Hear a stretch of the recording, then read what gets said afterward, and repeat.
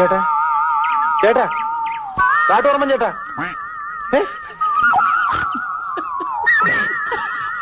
എന്തോ കുഴപ്പമുണ്ടല്ലോ.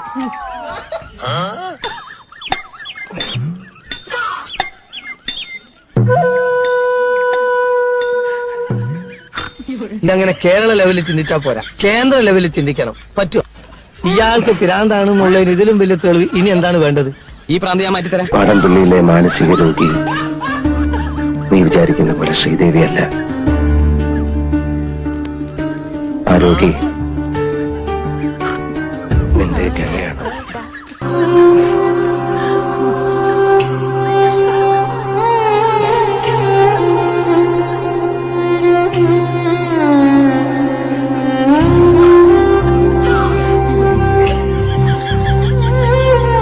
മൂപ്പരെ നിനക്ക് ശരിക്കും മനസ്സിലായോ?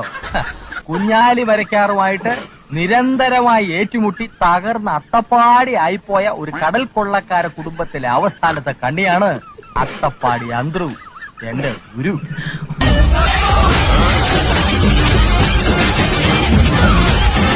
നല്ല സുഖമുണ്ട് മാഷെ, മൊത്തത്തിൽ നല്ല ഉന്മേഷം. ആകെ 1/2 ഇഞ്ചിന്റെ കുഴലാണ്.